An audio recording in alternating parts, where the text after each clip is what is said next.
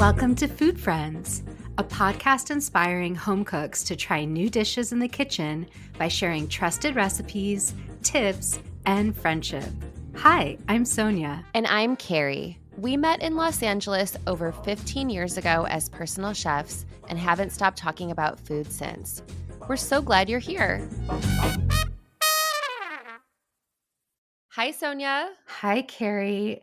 I just want to preemptively say I'm getting over a cold if I sound a little stuffy, but that's not going to stop me from talking about, I think, this topic of appetizers, hors d'oeuvres, party snacks. Actually, it's an area I personally always need more inspiration. And like when someone invites me to their house and says, "Can you bring an appetizer?" I get a little bit like, "Oh no, what am I going to make?" Oh, same. But I think it's such a perfect conversation for friends like us. This is exactly why we started this podcast, because in these moments when you're a little uncertain or you're trying to, your friend is having a certain kind of party and invited you to bring something, it's always nice to bounce off those ideas with someone that you trust in the kitchen. And so I'm excited to get into it. I just feel like we're in the season of parties. There's so many opportunities to get together. And so many opportunities for cocktail snacks and party snacks. Okay, I have to tell you a little bit about a book that I truly wish I knew about when I was a personal chef and caterer, because that was also something I was always looking for. The kind of inspiration around hors d'oeuvres was something I always needed when I was professionally cooking in people's homes. Okay, I have to just show you this. Oh It's my gosh. it's Martha Stewart's Entertaining. Sorry, I'm going to say that again. It's Martha Stewart's Entertaining. It is, I think, her first cookbook. I found this copy in a free library in my neighborhood, Oh, wow. which was very exciting That's to a real me. find. It was a real find. I hadn't actually known about it until I found it. And then later this year, or I mean, I think I found it a couple years ago, but sometime this year, Meredith, this famous personal chef on TikTok, also was talking about the book and how much she loves it, and she's obsessed with Martha Stewart. And it turns out the book is worth like $300 or $400 Wait, because what? yes, it's like out of print. The original, the first edition, is out of print. Their second edition may be out of print too. It's hard to track down. People love it, and it's going on eBay for these crazy amounts.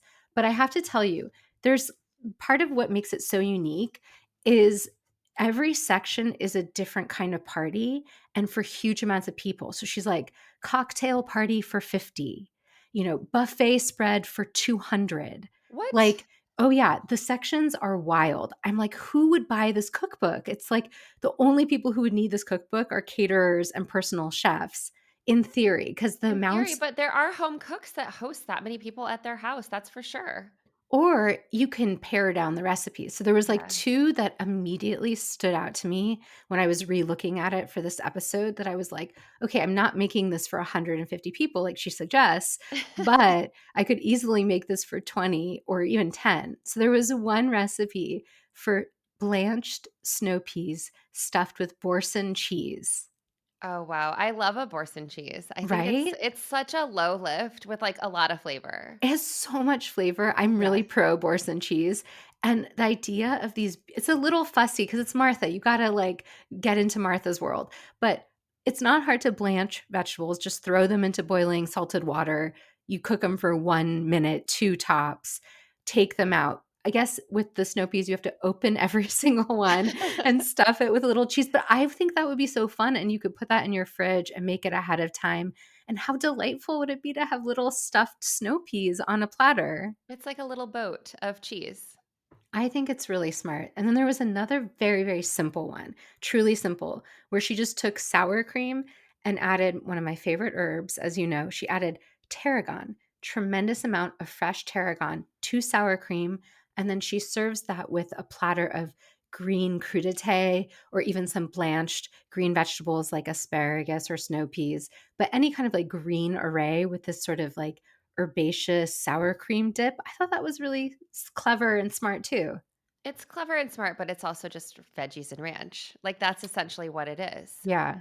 Did she put it in the food processor, or do you just chop up the tarragon and I can't remember exactly. I think it's just chopped up, but see, it's not exactly ranch. I'm gonna say it's a little different because it's not garlicky or dill forward. It's just tarragon. That It's gives it all just the flavor. herby. Yeah, and Yeah.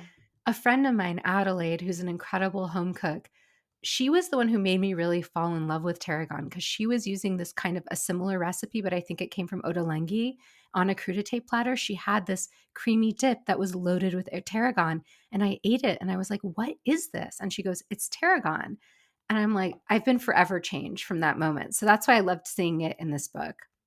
Well, I love the call out of this OG book because I think, it seems like it's like if you're in the know, Uh-huh. or that so many people have quietly been relying on this book for a long time. And I will say, like, I've seen it. I've seen that cover. I think that's such a classic Martha cover. And, she's such a grande dame of cooking and of entertaining and someone that I've looked up to for, my entire cooking life, but I do not own that book and I've never cooked out of it. And I think it's so interesting to think about like how many I'm so curious, like, do our listeners, does this register with them or who's using this book?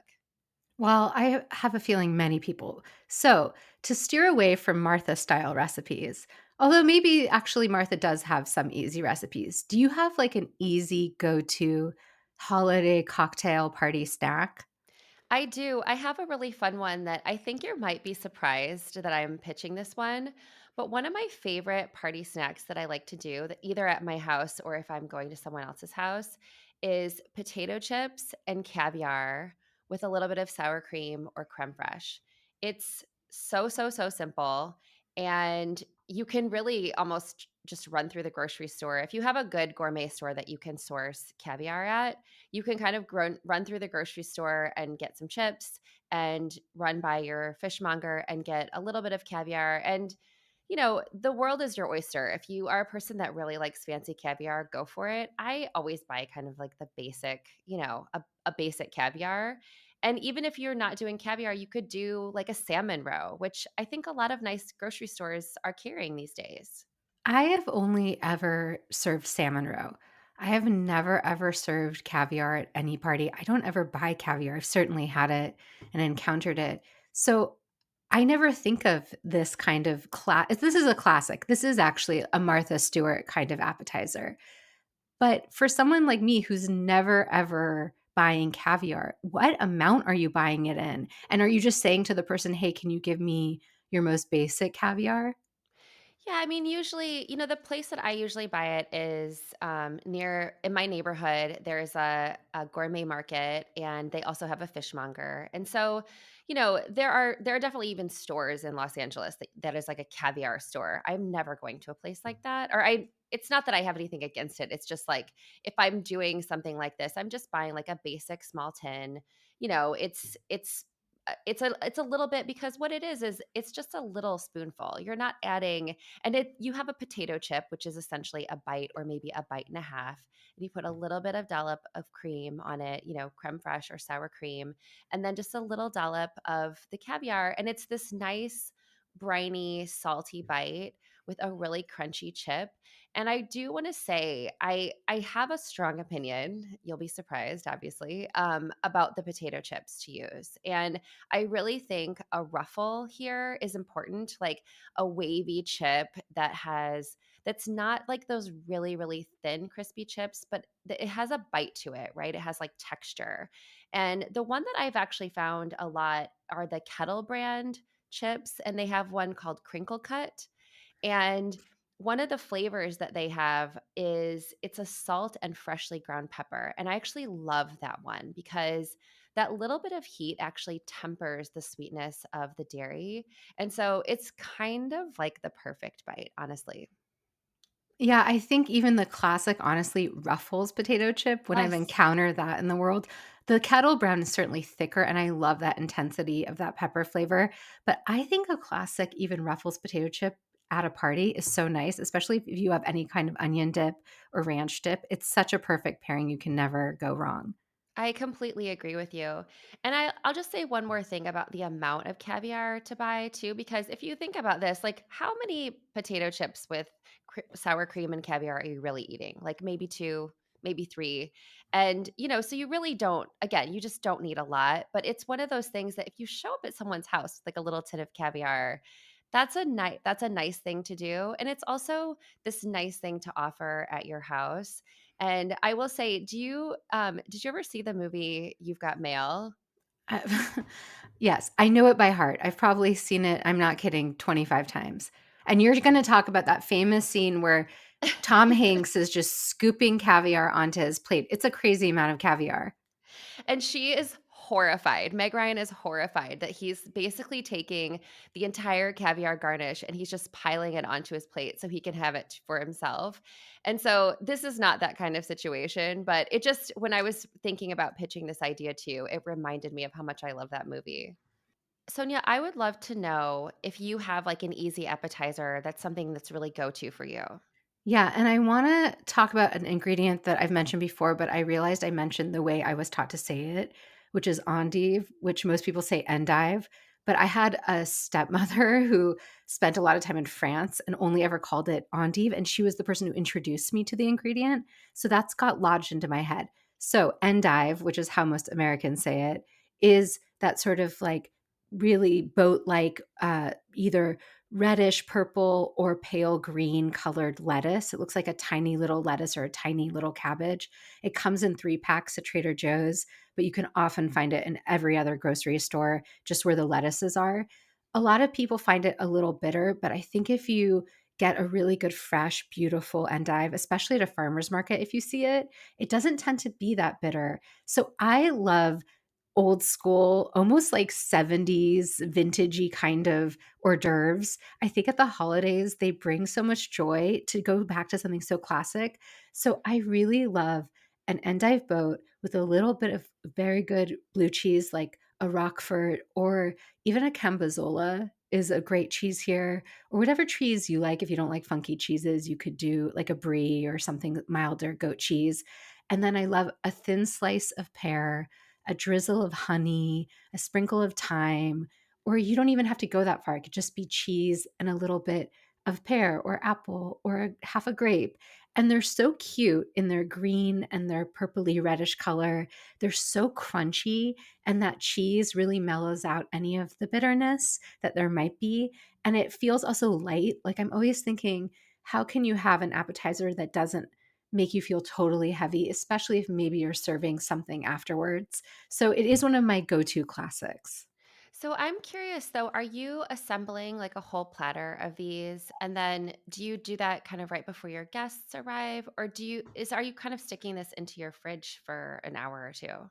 You could do this in the morning and have it sit in your fridge all day. There's no dressing. If you're gonna drizzle Right. honey or balsamic glaze or something like that, you could do that right before serving. But putting a little cheese into your endive and adding a little fruit or a nut, especially if you toss your fruit and lemon, it's gonna Yeah. hold up for hours in the fridge. Yeah, and you could always add like if you're doing a drizzle of honey and a little bit of thyme, you can kind of do that right at the last minute. It takes Yes. like a second. Yeah, that's what I would do. And it's fun. It's like one of those joyful little festive looking things.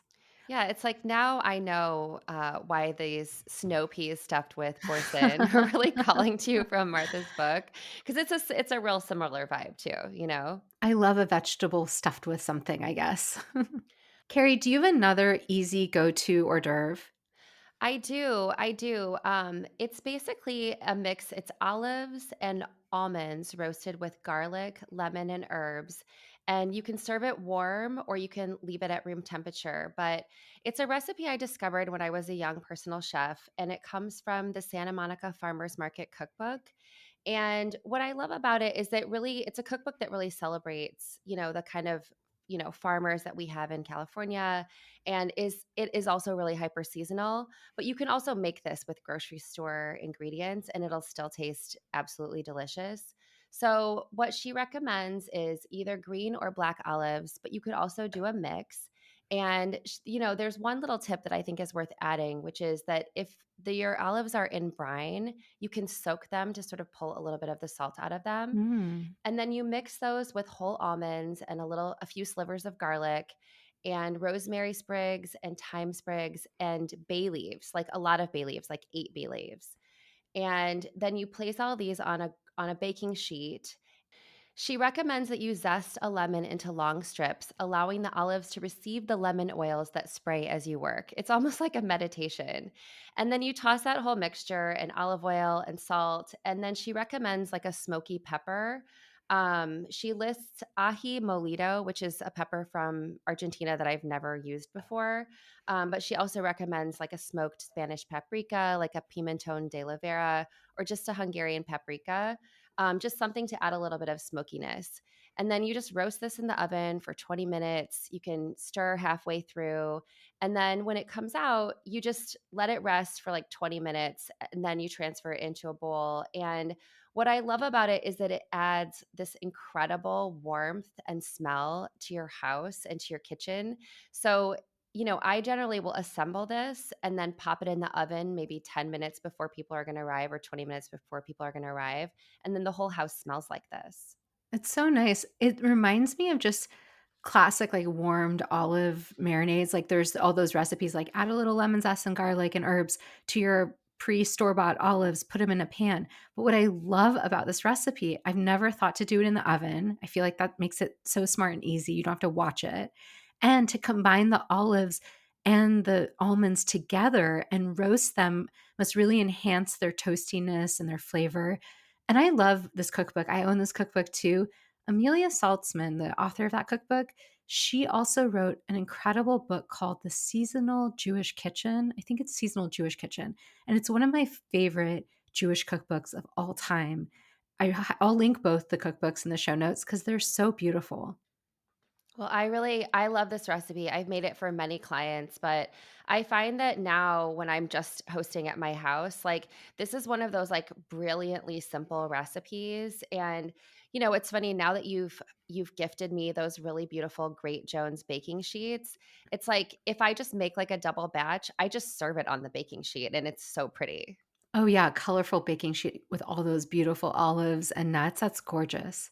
Okay, Yeah. I have another kind of old school appetizer. I know I'm sounding very old fashioned in this episode. I promise to mix it up, but there's something about baked stuffed dates. I'm also obviously clearly interested in stuffed things, but hear me out. Okay, I love a baked date. I love dates in general, and I sort of am a fan of sweet and savory at a cocktail party. Like, I like that sort of palate awakening thing. It goes well with drinks, but I don't love bacon wrap dates because I don't eat bacon, and I don't actually love, like, a greasy appetizer.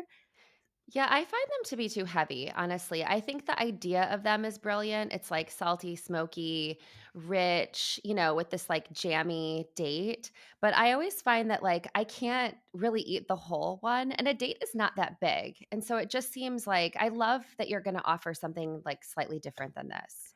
So I found a recipe that I really love. That's baked stuffed dates that are stuffed with a little goat cheese and topped with pine nuts. So you bake them with the goat cheese, and I think goat cheese also lightens this up. It's like not a blue cheese, so it's lighter, it's airier, it's creamier.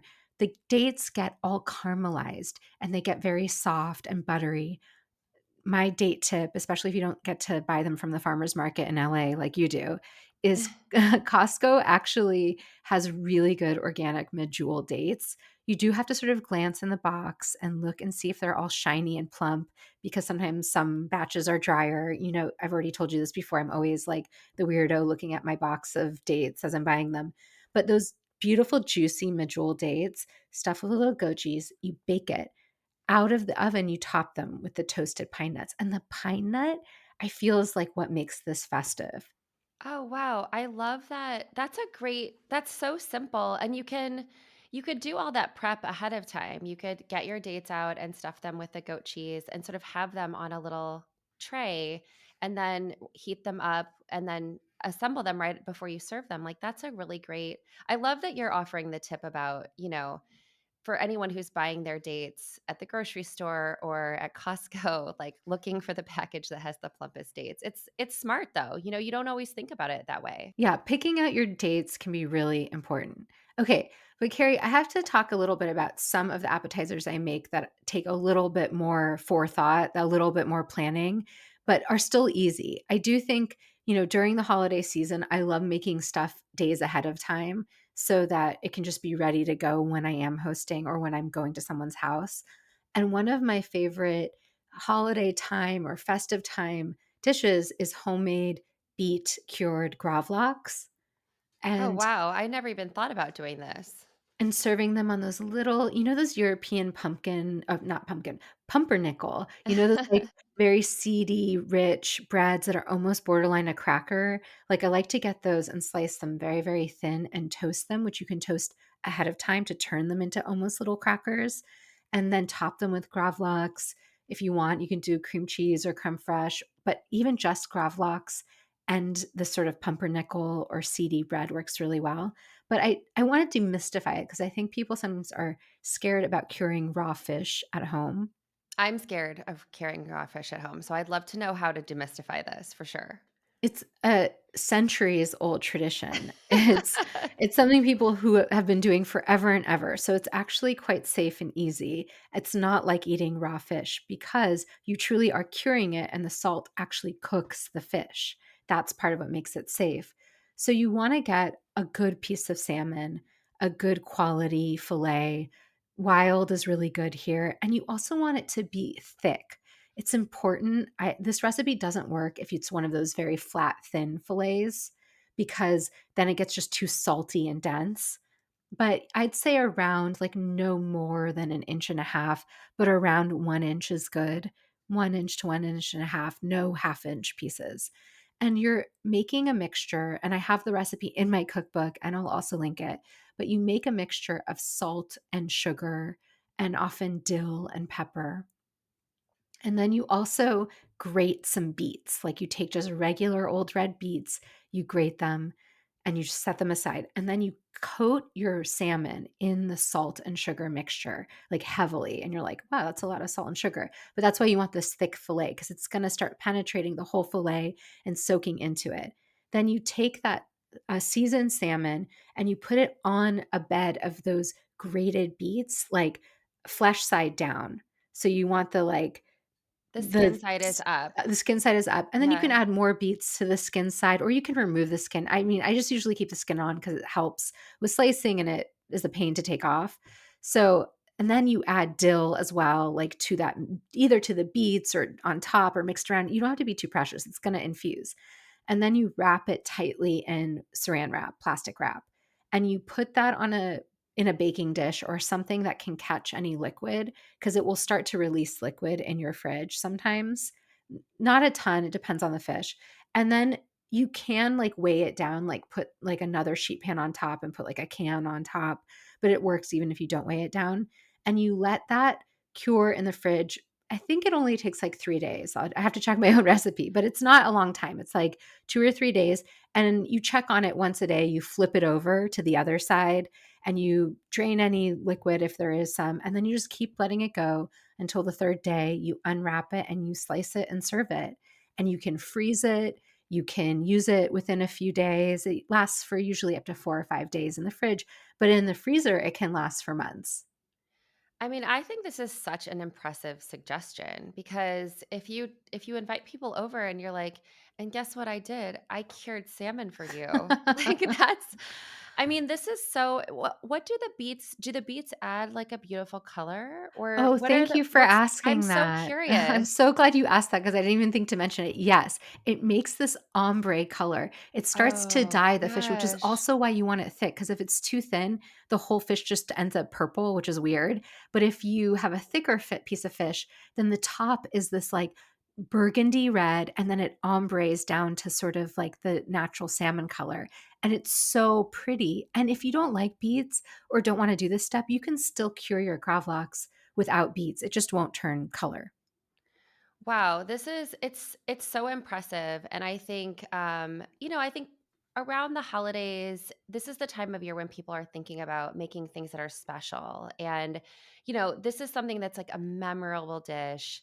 It doesn't there isn't actually a lot of work involved. No, Like it's it's not actually sounds hard. so simple, but it just requires a little bit of planning. But I think that's where also we can think about how planning ahead is actually what allows for us to have like calm and peaceful holidays and calm and peaceful opportunities to host people or to show up at their house with something really special that didn't mean that we had to like cook all night long to like offer them this nice thing.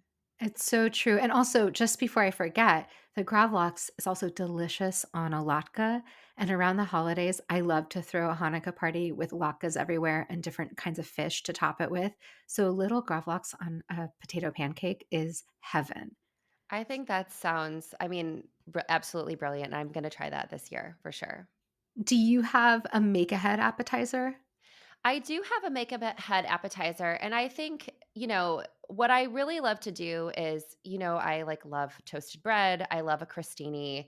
And for anyone who hasn't heard me describe this 1,000 times, I just like to take a baguette or a really good sourdough bread and slice it. I usually do it on the bias, add a little bit of olive oil, lay them all out onto a sheet pan, add some olive oil, some salt and pepper, and toast the bread. And then before a party, I love to, you can do this hours in advance. And then what I love to do is like take those pieces of toast and maybe put them in bowls or, lay them in, in a line or even put them in like a cup and then offer a couple of different dips. And this is a place where you can make your own homemade dip, or you can also buy great dips if you have, a gourmet store that you like to go to, or like a really good restaurant that has, a spicy hummus or something like that.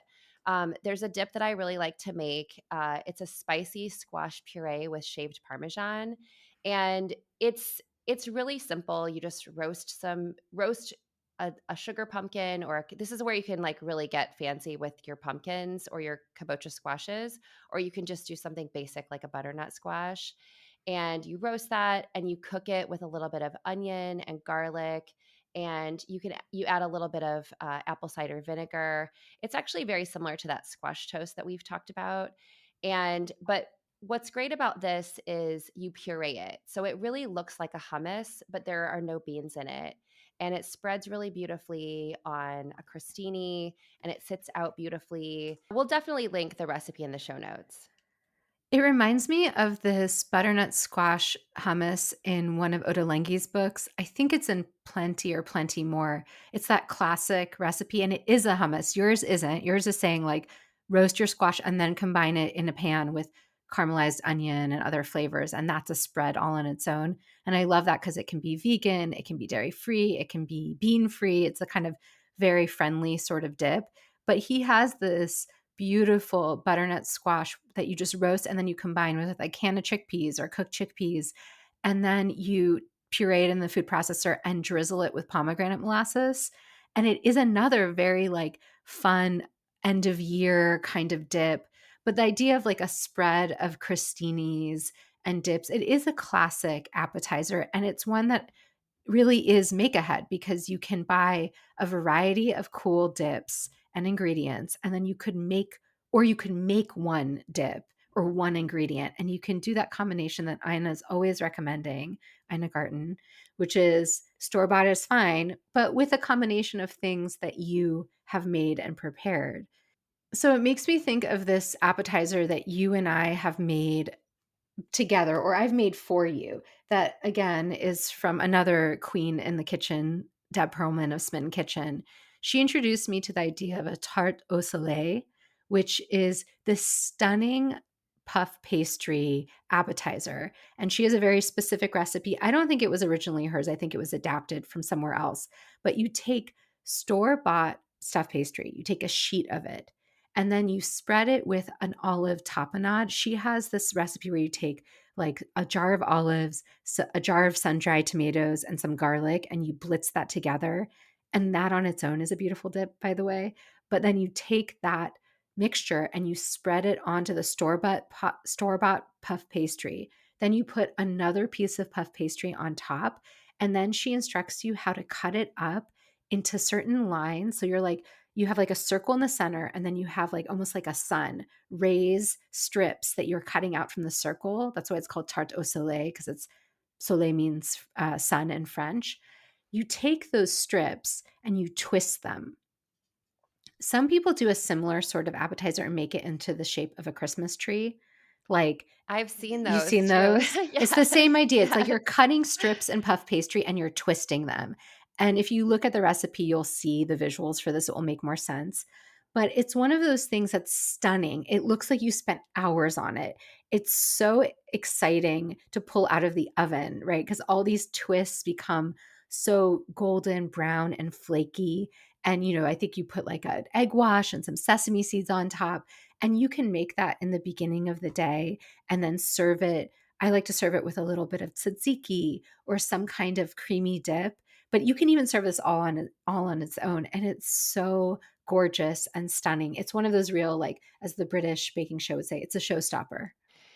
I'm so glad you brought up this idea because I think it really is a showstopper. And what you're really doing is assembling. It's actually not a lot of cooking. And, I think that you introduced this dish to me when we did a baby shower. Someone hired me for a baby shower, and I really needed like an equal in the kitchen. And you were like, hey, there's this tart. And I remember just being like, wait, what? It's so stunning. And I have seen other, if olives aren't your jam, I think there's also like, spinach and feta versions, and there's so many different ways to fill this, but it's really like it's stunning to put, to bring to someone's house or to put on a buffet. I love this idea. Or yeah, pesto would be really good. And the whole idea of using store-bought puff pastry around the holidays, especially when you can get that good all butter puff pastry at Trader Joe's. Trader Joe's, yes. Yeah, It's my they have it favorite. seasonally, but if you live in Europe, you have access to all kinds of beautiful store-bought puff pastries, or as we mentioned before, go to your favorite bakery and see if they're selling puff pastry. They often are around the holidays. That's such a great tip. Well, Sonia, I have a bit of a departure from that like really stunning puff pastry idea. But so, Sonia, I have a dish that I want to talk about that's really great if you're hosting kind of like an open house or a party where you're laying out a spread on a buffet, but you also want to have a main, something that's like hearty in addition to all of your party snacks and appetizers. And a few years ago, I came across this recipe. It's called Mississippi roast. And it's one of those, I feel like you're the one who's always offering the viral recipes. But this one caught my eye, and it was make in a slow cooker. But the New York Oh. Times was talking about how like everyone is making this recipe, and then they of course they offered their own version of the recipe as well. And when I was reading the article, they also proposed, so you it's basically a pot roast, and most people are making it and they're serving it with like over mashed potatoes or over rice. But in the article that I was reading, it was like you could also serve this over buttered noodles, which I've served. The New York Times, they suggested serving it over mashed potatoes like the other recipes did, but they also suggested serving it as a sandwich filling, which really gave me a brilliant idea because I was hosting like my family.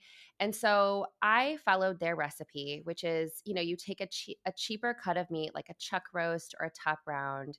And the original actually calls for you to use a packet of ranch dressing, a ranch dressing packet, a packet of gravy mix. You put butter on top of that, and then you put pepperoncini peppers on it, and you just put that in your slow cooker and you cook it for 6 to 8 hours. Wow, so it's And like a vinegary, savory, very easy roast. yeah, like a pot roast. And like I said, a lot of those cooks are serving it with like mashed potatoes or rice. The New York Times has a couple of edits, including this is where I have a hard time with the slow cooker. Their edit is that you brown the meat first. And so to me, that's like always like it requires another pan. But I will say in this case, especially, it's so worth it. So you brown your roast and then then you can put it in your slow cooker. I've also done this in my, enameled Dutch oven, like my Le Creuset. And then for their recipe, you add a little bit of mayonnaise, a little bit of butter, a little bit of buttermilk, and then you add some dried herbs. So they recommend that you use a little bit of dill and a little bit of paprika. And then Oh, it's there like a homemade ranch. They're basically saying instead of using a packet of ranch, yes. make your own ranch and add it to the pot. Exactly. And, Okay. it's like, they just say it's like an easy upgrade instead of using like this packet of ranch. And, you know, this when I tried this recipe out for the first time, I was actually making it for, like, my family, and they really like to eat very straightforward, plain food. So, I used the herbs, I used the dill, but I didn't use the paprika, and I didn't do the mayonnaise. I just did, like, butter and dill. I didn't add any garlic. I didn't add a lot of extra flavors. And what this essentially becomes is like a pull apart roast beef. And what I like to do is I serve it with soft rolls, and then I serve it with, if people want to add a little bit of mayonnaise, if they want to add, like, this is where I would do like a garlic aioli, and, and then pepperoncinis, if you like it that way. Like my dad, my son, my 8-year-old son, they just want like a soft roll with meat inside of it. And, if you're serving with little rolls, like almost like a slider size, people can then have like a little bit of a bite. They can have make a couple of sandwiches. I'm a person who likes to eat a lot of appetizers, so I've kind of eaten a lot of appetizers, but then you kind of want that one other something that feels makes it feel like you've had a real meal. And so I usually just make one of these little sandwiches, and you can make this like many days in advance and then serve it, reheat it in your Le Creuset or just serve it in your slow cooker. So you're talking about making little roast beef pull-apart sandwiches as part of a cocktail party spread. Because Yes. at first I'm like, "Wait, what are you?" I wasn't sure. I wasn't seeing the vision. But now I feel like I'm understanding. You're saying we have these spreads of things with like chips and olives and guac and whatever else ends up on a cocktail party spread. But if you have something substantial but still small, like a little tiny Hawaiian roll with some of this beef with a little bit of pickles in it or peppercini, it makes you feel like you've had a meal, even if it's a party that isn't centered around like everyone sitting down to dinner. Yes, yes. I Thank you for love that. clarifying that. Yeah, I think that's always kind of I feel like if you are having people over during the dinner hour and then they're just eating like chips and appetizers, I sometimes find that I talk too much and I don't eat enough and then I go home and I'm hungry. And so if you've just at the end of towards the end of the evening, you're like, "Oh right, I'll have this little sandwich." It really satisfies. Yeah, and the idea that you can just have it in your slow cooker and staying warm throughout the party, that's what I love a slow cooker for, because you can just set that on warm, leave it out on the spread. Or like you said, if you just have a good heavy bottom pot, and you serve it right when everyone's sort of ready for sandwiches. I love that idea as part of a cocktail party spread too, because it's so inviting and welcoming and homey. And it's sort of the opposite of caviar, but I could see both of them at the same party in a fun way, the high, the low, and everything in between. Which brings me to something I want to talk to you about that I feel like you probably grew up with, but I didn't, and is definitely on the other end for Martha Stewart. So I have a friend named Alan who has one signature appetizer that he makes for every single party he ever hosts, regardless of occasion, time of day, or time of year, and it's queso. And he is from Texas. And so his queso is exactly the kind of queso you would imagine. It's a block of Velveeta cheese with a can of Rotel, like the tomato and the chili peppers that are sort of combined together in that can. Or you could buy a little can of green peppers and a can of diced tomatoes. He just throws those into a pot or your slow cooker, which is even better, and every time he would serve this, we would all lose our minds. We would just be like, "What is in this? What is so good?" And people, aside from me, didn't always know it was just Velveeta and canned things. And I didn't grow up with any of that. There was never Velveeta in our home. I didn't even use it until I had to start food styling. But I kind of love this for a holiday party. I think it disarms people. No, it's not typical. Yes, it's sort of in the vein of a barbecue or a tailgate or some other time of year. But there's something about a wintertime warm queso with a really good tortilla chip. I've never seen anyone not thrilled to eat that at a party. Well, there are never leftovers when someone brings No. queso, which it's funny. for all of my sort of Midwestern recipes that I bring to our conversations, I would never think to offer queso at like a holiday party. But that's what I also love about our conversation about food. And this is where I think giving ourselves permission, right, to celebrate all the different kinds of food that belong on a table. And I love that this is a version of high low, right? Like we started with Martha Stewart, we're sort of ending with queso. And that to your point, that you can have this sort of roast beef slider sandwich on your cocktail party table along with caviar, that there's space for all the things. And there's one other thing that I really love that you said about your friend Alan, which is that he knows this is his thing and everyone else knows that too. And so he is going to show up to a party and Yep. feel confident that he has brought this dish that he knows it works and that everyone is thrilled to see him coming. I mean, I imagine, listen, if Alan was my friend, I would be like, "Hey Alan, come to my party and bring that dip." Like Well, if that's he threw a party and there wasn't queso, I would have to leave. I would be like, "I can't stay, Alan. I'm on strike. We're not I friends came anymore. here demanding queso." No, I'm obviously teasing, but yeah, I think this is a time of year to embrace what brings you joy. And whether that's splurging on a little tin of caviar or buying a whole block of Velveeta, I think it's really up to each person. And I think what brings you joy will inevitably bring other people joy. Yeah, and what helps you show up at a party feeling confident, right? Like I think that's the other thing too is like Mhm. don't try out like a new recipe that's super hard and difficult when you're like on a time crunch and people are coming to your house or you have to run out the door to someone's house. Like make something that you know works that you're going to feel comfortable and excited to share with people. I think that's such an important piece. Like I'm going to try your tart soleil, but I'll probably do that on a Sunday when I don't have to take it anywhere just to make sure I can make it as beautiful or almost Oh, as yeah, beautiful as do you a make test it. run. Yeah, Yeah. makes sense. Yeah. Well, this has been wonderful. I have lots of new ideas, and I can't wait till next time. And I'm excited for party season. Thanks, Sonia. Bye. Bye. Thanks for being our food friend. If you enjoyed our podcast, please subscribe, leave us a review, and share this episode with friends. We love hearing from you, so follow us on Instagram or drop us a line at foodfriendspodcast.com. Yes, we'd love to hear from you and your food friends. Happy cooking and eating.